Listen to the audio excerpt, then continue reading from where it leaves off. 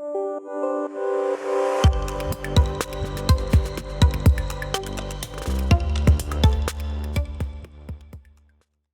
muy buenos días. Espero que me estén escuchando bien. Primero, muchísimas gracias por la invitación de poder participar en este seminario. Y lo voy a poner acá que no haya volumen, no sé. Ahí está. Muchísimas gracias por invitarme a presentar en este foro internacional Ser Más STEM. Y me encantaría poder comunicarme con ustedes presencialmente ahí, pero estoy ahora sentado acá en Chicago. Ustedes están allá en Medellín, pero por suerte hemos desarrollado en nuestras comunidades este avance usando la ciencia, la tecnología, la ingeniería y las matemáticas que nos permiten estar comunicándonos a pesar de que estemos a la distancia. Bueno, el tópico que yo quiero cubrir hoy o compartir con ustedes en esta charla es la música, la cultura, ser más STEM. Por suerte, al principio en el foro anterior, tuvimos la oportunidad de enriquecernos con la participación de un etnomusicólogo que introdujo todos los conceptos de cultura y la relación entre la cultura y la música que iba a introducir ahora. Solamente lo voy a hacer en una forma muy resumida. Generalmente podemos decir que la música es el lenguaje de la cultura, es la forma en la cual nosotros expresamos todo lo que nos pasa en nuestros grupos diversos en que lo estamos viviendo y nos permite comunicarnos y expresarnos libremente a través de ese medio que es la música. Ahora, podemos ver también que si bien todo el mundo escucha música, la música proviene de distintos lugares y tiene distintos matices o distintas historias.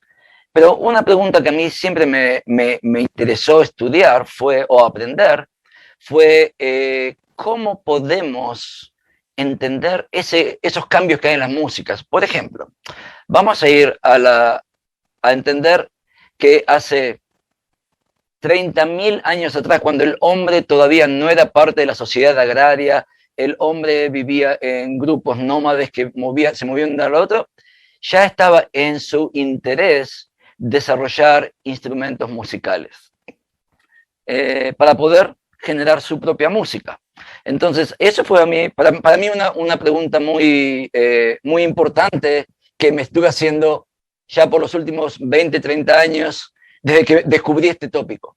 ¿Cómo es que distintas culturas se interesaron por comunicarse a través de la música o de tener presencia de sus rituales, ya sea, llamamos los rituales culturales, a través de la música? ¿Okay? También hacían danzas, también hacían impresiones, pero la música me llamó mucho la atención.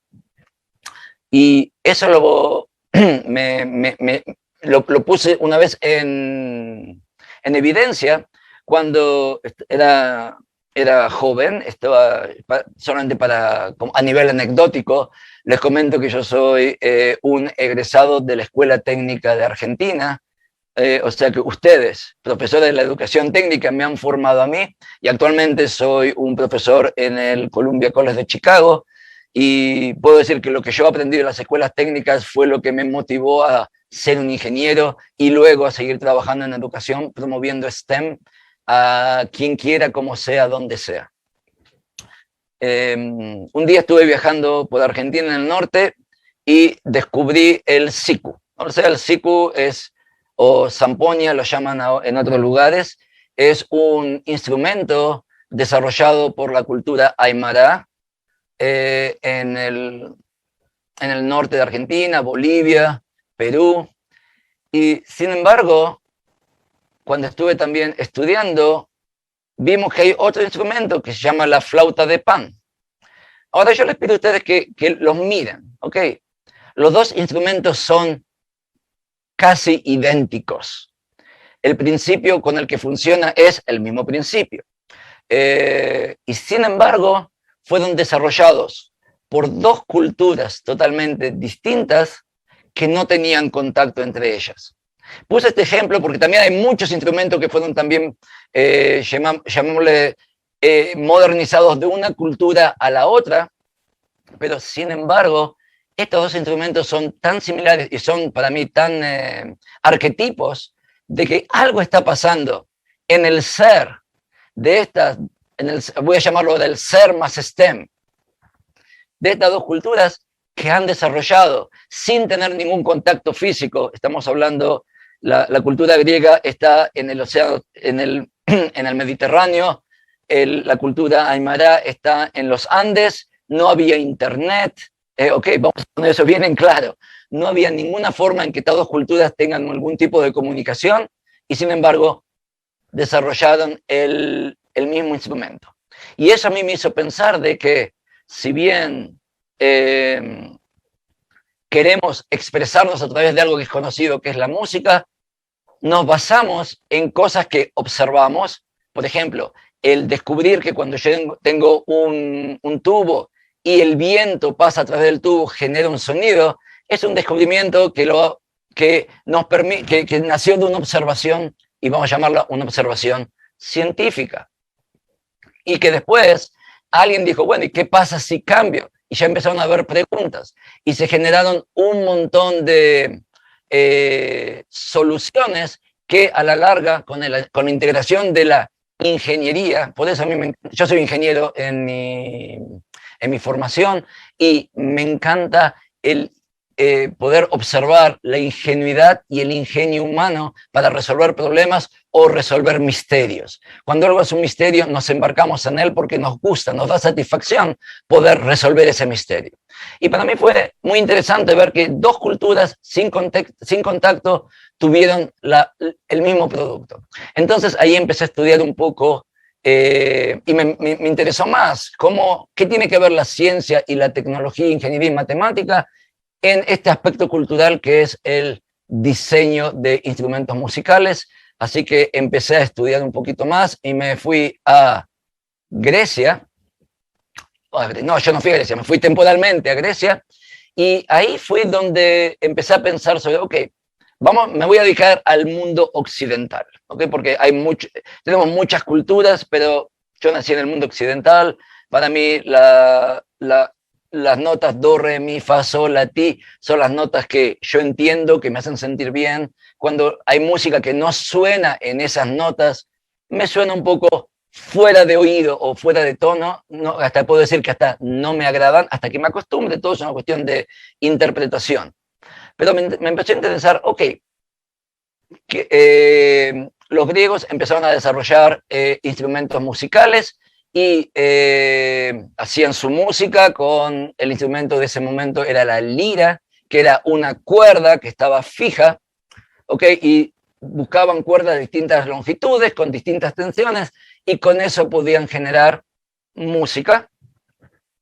Pero ahí ya decir, bueno, ahora, ¿cómo hago para hacer que esa música pueda viajar de un lado a otro? Entonces, las liras tenían que ser diseñadas de una forma en que se puedan replicar. Entonces, ahí fue donde donde se introdujo un matemático, ¿ok? Y el matemático fue Pitágoras. Yo sé que todo el mundo lo conoce a Pitágoras por el famoso triángulo y por su obsesión por explicar el mundo a través de números simples. Pero en este caso, Pitágoras empezó a trabajar con cuerdas musicales, con dos cuerdas, que llamaba monocordeo, porque tenían una sola cuerda, y empezó a buscar cómo podía ser para buscar alguna relación entre la longitud de la cuerda y sonidos que sean placenteros.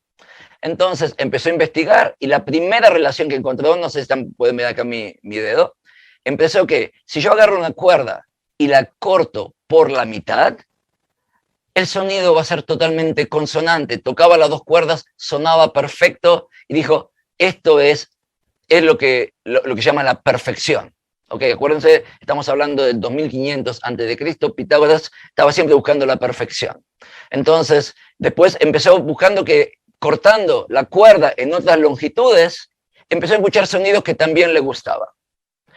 Pero cuando escuchó la perfección dijo, ok, si tengo la cuerda y tiene cierta longitud y la corto por la mitad, entonces entre la longitud total y la mitad tengo que tener el resto de las notas. y ahí hago el resto de los sonidos que quiero producir. Todavía no lo habían llamado notas. Entonces, ahí empezó a buscar, ok, lo que él descubrió entre cortar la cuerda y cortarla por la mitad, lo que Pitágoras descubrió es lo que se llama hoy en día el intervalo, o lo que en músicos, en idioma de músicos lo llaman la octava. Pero el nombre octava viene después. Tengo el intervalo suena muy bien, y digo, bueno, vamos a dividirlo en otras notas. Y pueden ver que acá Pitágoras lo dividió en 7 notas. Y la cuestión es, ¿por qué en 7 notas y no en 8 y no en 5?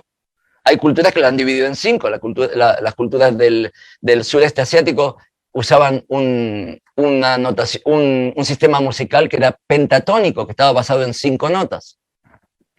Sin embargo, Pitágoras basó su división de las notas musicales no en nada matemático, sino en lo que él creía era, lo que era parte inherente de su cultura, que era la música de las esferas. Acá pueden ver, y uso esta visual para que quede más claro, podemos ver que en ese momento los griegos conocían 7 planetas, y todos los planetas giraban alrededor de la Tierra, que la Tierra era fija, y los planetas giraban alrededor, y las estrellas fijas estaban mucho más lejos. Entonces, lo que Pitágoras pensaba y creía era que el universo, él sabía que todo lo que se movía, como la cuerda que vibra, todo lo que se movía produce sonido.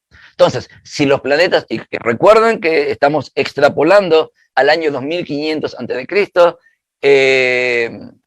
Pitágoras no sabía que la Tierra se movía, que el Sol se movía, y que había vacío entre los planetas. Entonces, la visión cultural de Pitágoras es que la Tierra es el centro, los planetas se mueven alrededor, y cuando se mueven, cada planeta se mueve a una velocidad distinta, produciendo un sonido distinto.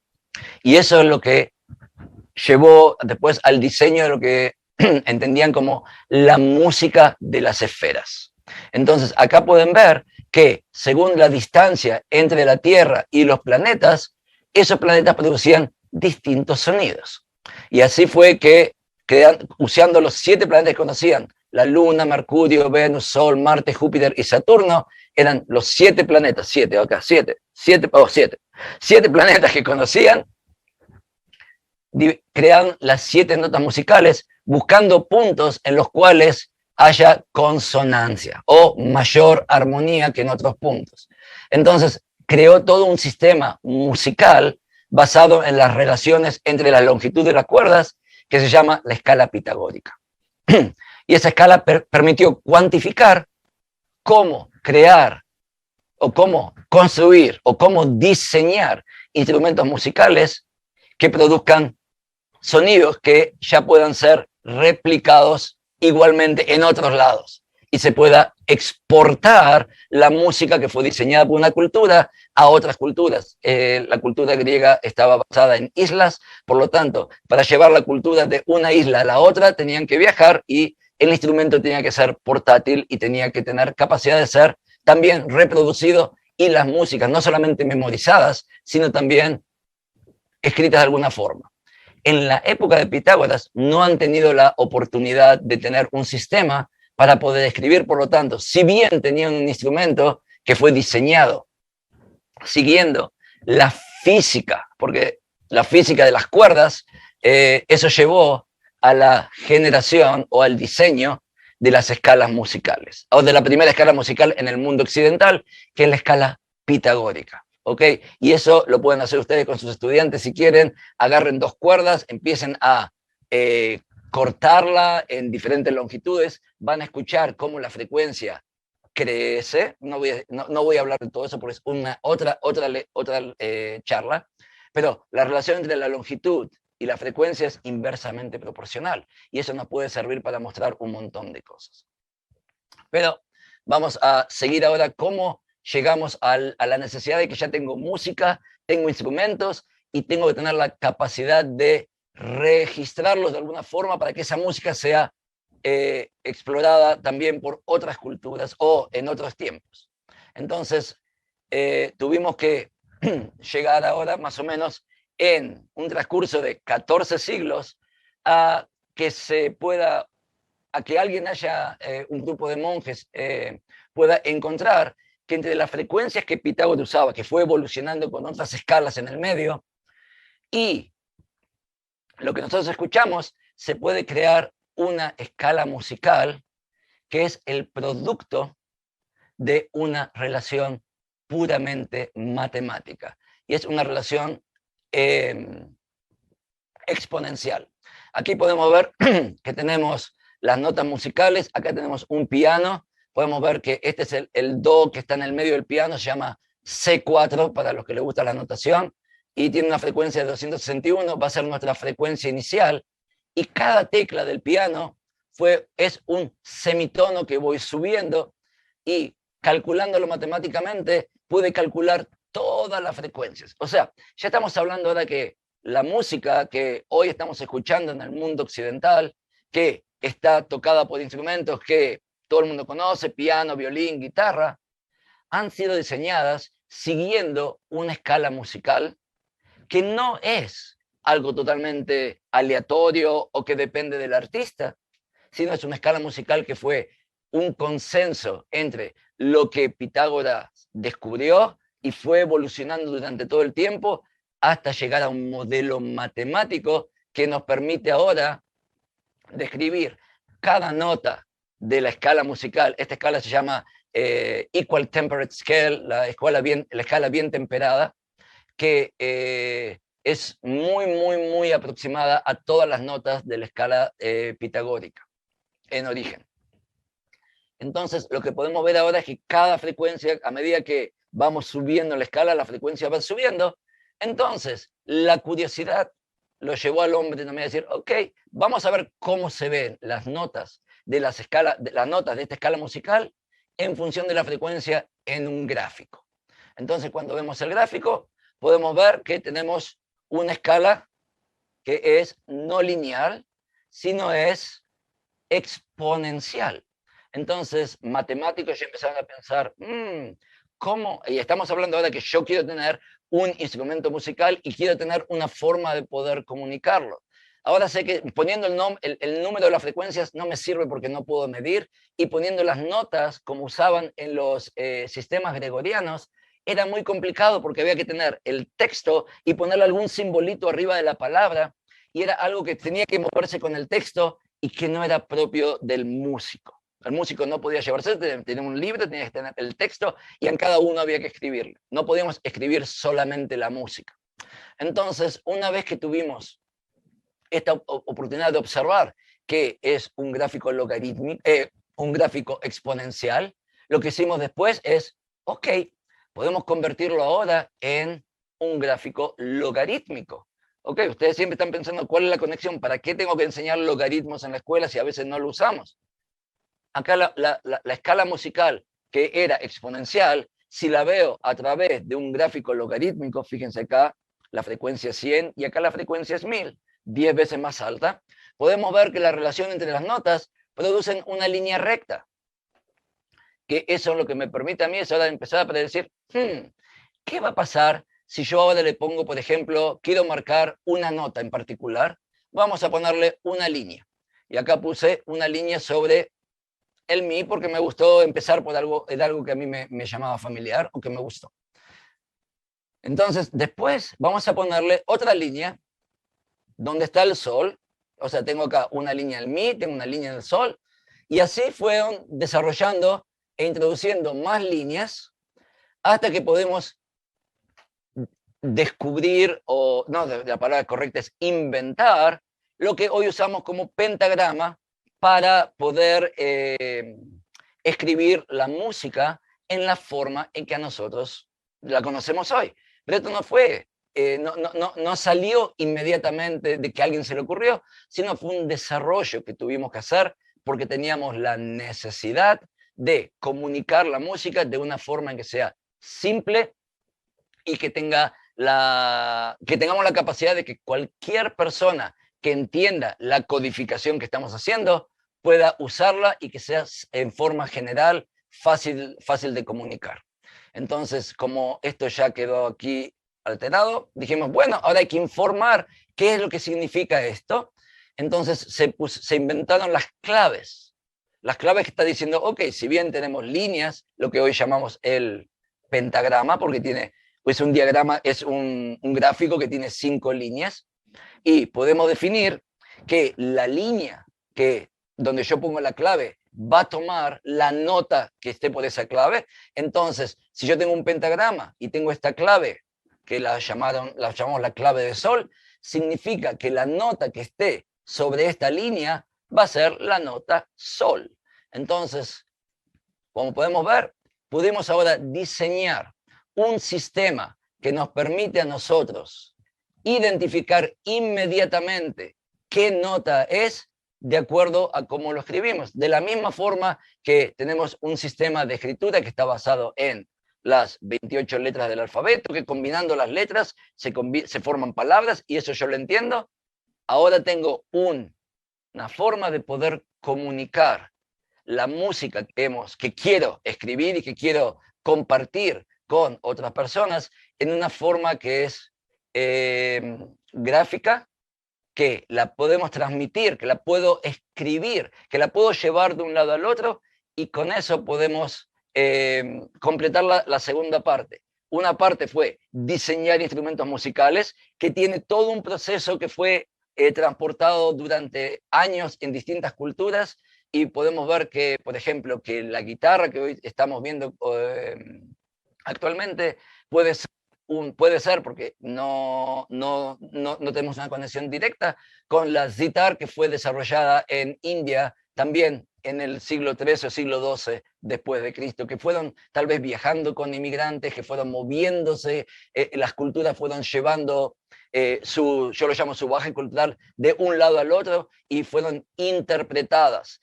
por las culturas locales y fueron adoptadas, pero siguiendo el mismo principio físico. ¿Por qué? Porque la ciencia, la tecnología y la ingeniería matemática es la misma a través de todas las culturas. O sea, yo nací en Argentina, y la ciencia y las matemáticas que yo he aprendido o que voy a usar durante mi vida no es distinta de lo que está pasando con las culturas. Voy a usar la cultura aymara en Bolivia, o la cultura americana donde estoy viviendo ahora. Esos conceptos fundamentales son transversales en todas las culturas, pero es en nosotros cómo los vamos a interpretar y cómo les vamos a dar un valor. Ahora, vuelvo para concluir esta presentación.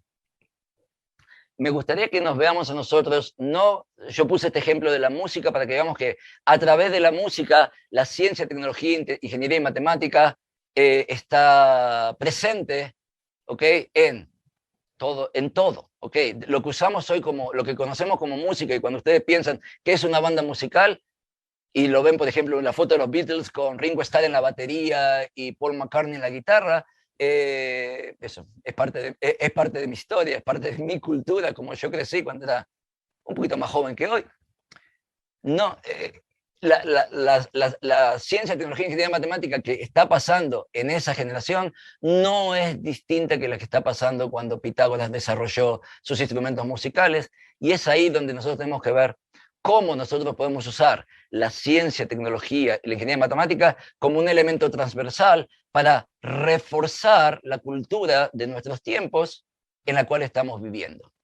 Espero que esta breve descripción de cómo la música y la cultura y STEM, el ser, se relacionan, nos sirva como, yo lo llamo, de inspiración para seguir buscando otras actividades en las cuales el ser más STEM son una unidad que se introduce en las culturas locales, que pueden desarrollar un montón, o yo voy a llamar, no me gusta la palabra montón, una cantidad casi inimaginable de productos que nos van a llevar a mejorar la calidad de nuestras vidas, y con eso mejorar la calidad del ser más STEM. Muchísimas gracias por su tiempo, y espero que si alguien tiene alguna pregunta, me lo hagan saber, por favor.